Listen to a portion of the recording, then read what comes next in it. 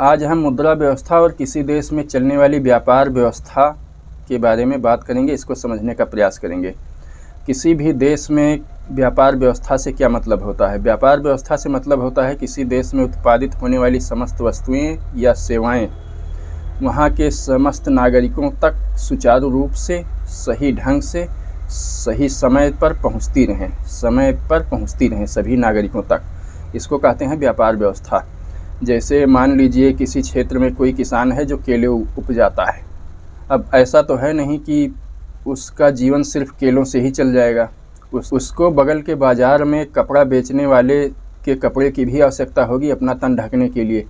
और इसी तरह से बहुत सी वस्तुओं की आवश्यकता होगी अपने केले के व्यापार या केले के खेती को करने के लिए ही। हमारे यहाँ तो खेती किसानी वैसे ही ज़्यादा विस्तृत है। किसान है वह केवल केले ही नहीं उपजाता है, उसको उपजाने के लिए बहुत सारी फसलें वह उपजा सकता है कि खाने पीने की आवश्यकताओं के लिए वह किसी पे निर्भर ना रहे। लेकिन फिर भी समाज में एक अच्छा और स्वस्थ मनुष्य का जीवन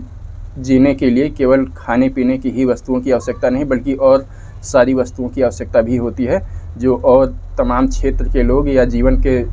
तमाम क्षेत्र के लोग उसको उपजाते हैं या पैदा करते हैं। उसको बर्तन की आवश्यकता होती है, उसको सुरक्षा की आवश्यकता होती है, उसको यातायात के साधनों की आवश्यकता होती है, अपने खेती में काम आने वाले कृषि उपकरणों की आवश्यकता होती है, उर्वरकों की आवश्यकता होती है, कपड़ों की, भोजन की, शिक्षा की, और इस तरह से बहुत सी चीज़ों की आवश्यकता उसको होती है, जिन आवश्यकताओं की पूर्ति के लिए वह अन्य लोगों पर और समाज के अन्य स्थानों पर उत्पन्न होने वाली वस्तुओं पर निर्भर होता है। तो व्यापार व्यवस्था जो होती है उसका इतना काम होता है कि समस्त वस्तुएं उस क्षेत्र या उस राज्य में या उस देश में उत्पन्न होने वाली समस्त वस्तुएं उसके सभी नागरिकों तक समान रूप से पहुंचती रहें, इसके लिए व्यापार व्यवस्था होती है। ये व्यापार में जगत से जुड़े हुए लोग होते हैं, व्यापार जगत से जुड़े हुए लोग होते हैं जिनको व्यापारी कहा जाता है। ये लोग एक जगह से वस्तुएं खरीद कर और उसको दूसरी जगह पे ला के जहाँ पे उनकी आवश्यकता होती है उसको कुछ मुनाफे पर उन लोगों को बेच देते हैं, और इस तरह से उस देश और समाज की गाड़ी चलती है और इस तरह से व्यापार चलता है, जिससे लोग उस समाज या देश में समृद्धि आती है। अब इस व्यापार व्यवस्था को चलाने के लिए जो मूलभूत सूत्र होता है, जैसे पूरे शरीर में खाए गए भोजन का रक्त में पोषक तत्वों का अवशोषण हो जाता है, तो फिर वहाँ से वो पोषक तत्व जो है रक्त के माध्यम से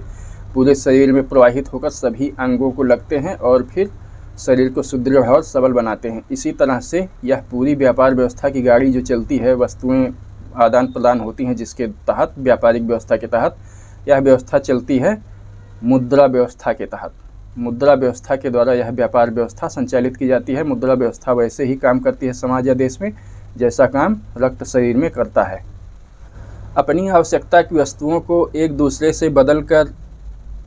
अपने उपयोग के लिए लेने के लिए लोग जिस साधन का प्रयोग करते हैं उसको मुद्रा कहा जाता है। यह लोगों की मान्यताओं पर आधारित होता है। किसी देश समाज के अधिकतर लोग जिस चीज़ को भी मान्यता दे देते हैं मुद्रा के रूप में, वही चीज़ मुद्रा के रूप में प्रचलित हो जाती है, और उस चीज़ का दुरुपयोग ना होने पाए इसलिए उस देश की सरकारें या शासन तंत्र उस प्रचलित वस्तु का मानकीकरण कर देती है और उस पर एक विशेष नियंत्रण रखती है, ताकि मुद्रा का हर कोई छापने न लग जाए या ऐसा कोई दुरुपयोग न करने लग जाए जिससे पूरी यह मुद्रा व्यवस्था ध्वस्त हो जाए। इस तरह से मुद्रा का जन्म होता है और इस मुद्रा के द्वारा वस्तुओं का विनिमय किया जाता है, और इस तरह से मुद्रा के द्वारा वस्तुओं का विनिमय किया जाता है और ये वस्तुएं एक दूसरे से होती हुई आवश्यक लोगों तक पहुंचती हैं और लोगों की आवश्यकताओं की पूर्ति होती है और समाज में समृद्धि आती है। समाज का आर्थिक और व्यापारिक चक्र चलता रहता है।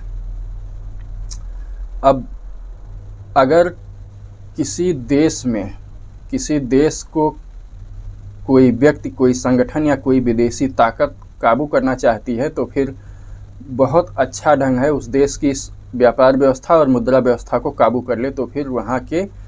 शासन तंत्र को पूरी तरह से पंगु किया जा सकता है। जिस तरह से आजकल विदेशी पूंजीवादी ताकतें दुनिया भर के एशियाई और अफ्रीकी देशों को अपना शिकार बनाने के लिए ऐसा कुचक्र करती रहती हैं। ये एशियाई अफ्रीकी ताकतें क्या करती हैं, अपने यहाँ ऐसी लोक लुभावन उपभोक्ता वस्तुओं का निर्माण करती हैं कि लालच में आकर लोग इनकी खरीदारी करते हैं। अब मान लीजिए किसी देश में 100 रुपये की उपभोक्ता वस्तुएं और सेवाएं उत्पादित होती हैं, तो वहाँ पे 100 रुपये की मुद्रा है और उस मुद्रा के द्वारा ये वस्तुएं लोगों में विनिमय होकर सब लोगों के पास पहुँचती हैं और वहाँ पे व्यापारिक और जीवन की गाड़ी चलती है और इस तरह से अर्थव्यवस्था और व्यापार व्यवस्था चलती रहती है। अब ये पूंजीवादी कंपनियां ऐसी उपभोक्ता वस्तुओं का निर्माण करती हैं जो बहुत लोग लुभावन होती हैं और आकर्षक होती हैं और उनको अत्यंत महंगे प्रीमियम दामों पर बेचती हैं। और ये वस्तुएं ऐसी होती हैं जिनके अगर ना उपयोग किया जाए तो कोई आदमी मर नहीं जाएगा, लेकिन ये इतनी आकर्षक होती हैं और इनको इन पश्चिमी देशों के व्यापारिक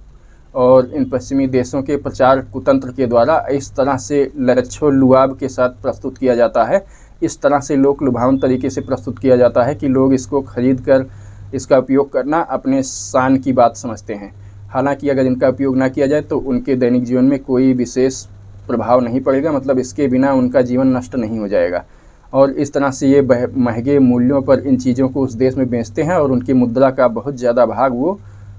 उन वस्तुओं को के विक्रय के रूप में ले लेते हैं। अब यहाँ ये होता है कि जो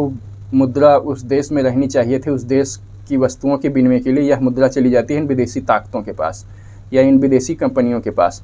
और फिर यहाँ पे मुद्रा की कमी हो जाती है। इस तरह से यहाँ पे व्यापारिक ढांचे को चलाने के लिए मुद्रा में कमी आने लगती है और फिर इस तरह से मंदी आने लगती है। तो हम इस तरह से समझ सकते हैं कि मंदी किसी देश में किस तरह से आती है, जब किसी लोगों के पास उस देश समाज का पैसा विदेशी ताकतों के पास या विदेशी कंपनियों के पास चला जाएगा तो उस देश और समाज में आर्थिक गतिविधियां और व्यापारिक गतिविधियां चलाने के लिए मुद्रा की कमी होने लगेगी। इसको कहते हैं मंदी। और इस तरह से लोग खरीदारी कम कर पाएंगे और लोगों के द्वारा उत्पादित उस देश का माल जो है या वस्तुएं जो है एक ही जगह पर रखे रखे ख़राब हो जाएंगी, सड़ जाएंगी और आवश्यक लोगों तक नहीं पहुंचेंगी, क्योंकि एक हाथ से दूसरे हाथ तक या एक स्थान से दूसरे स्थान तक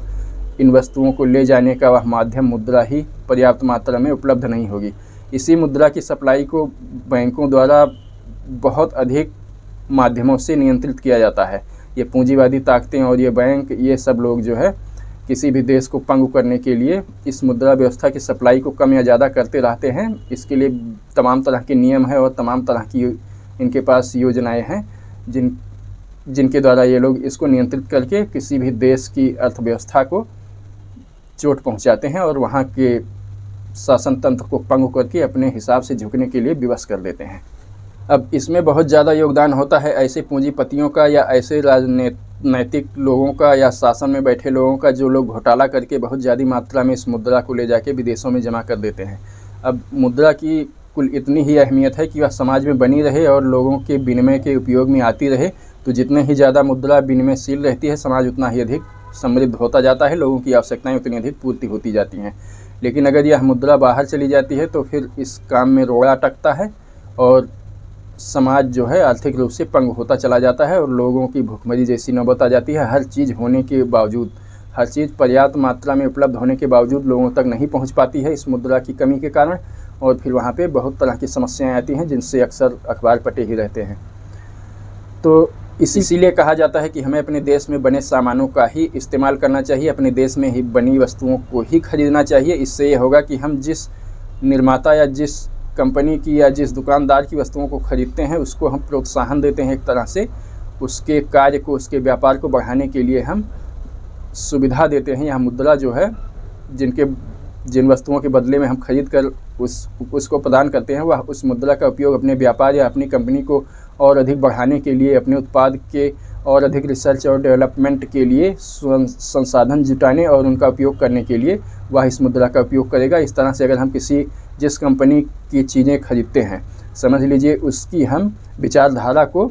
सहूलियत प्रदान करते हैं, उसका समर्थन करते हैं, उसको मजबूती प्रदान करते हैं और उसको आधार देते हैं कि वह और पनपे और फले फूले और वह और समृद्ध हो, और वह जो जिस भी क्षेत्र में लगा हुआ है उस क्षेत्र में रिसर्च और डेवलपमेंट करके और अधिक अच्छी उपभोक्ता वस्तुएं बनाए। अभी हम देखते थे पहले चाइनीज़ मोबाइल आते थे, ये लोग किस तरह के मोबाइल बनाते थे और फिर इन्होंने अच्छे मोबाइल बनाए, फिर आज इनकी बिक्री बहुत ज़्यादा होने लगी। तो ये ऐसे इनोवेशन लेके आ रहे हैं कि पश्चिमी टेक कंपनियां इनके आगे धराशायी होती जा रही हैं। तो ऐसा इसलिए हुआ क्योंकि लोगों ने इन पर बहुत विश्वास किया और इनसे बहुत ज़्यादा खरीदारी की। इनके पास पर्याप्त मुद्रा गई सभी देशों की और इन लोगों को इतनी मुद्रा उपलब्ध हुई कि ये लोग अपने रिसर्च और डेवलपमेंट को आगे बढ़ा सकें और अधिक व्यापक स्तर पर ला सकें और अच्छी उपभोक्ता वस्तुओं का निर्माण कर सकें और अच्छे मोबाइल का निर्माण कर सकें। तो इस तरह से हम देख सकते हैं कि हमें क्यों आवश्यक है कि हम यथासंभव जहाँ तक संभव हो अपने देश में बनी हुई उपभोक्ता वस्तुओं का ही उपयोग करें, उनसे ही खरीदारी करें, ताकि हमारे देश की मुद्रा हमारे देश में बनी रहे और हमारे देश में आर्थिक गतिविधियां और व्यापारिक गतिविधियां आराम से चलती रहें। तो मैं समझता हूं आप समझ गए होंगे ये आर्थिक मुद्रा का खेल हमारी व्यापारिक गतिविधियों को कैसे प्रभावित करता है और सही सी व्यापारिक गतिविधियां चलनी हमारे लिए, हमारे देश के लिए कितनी आवश्यक हैं।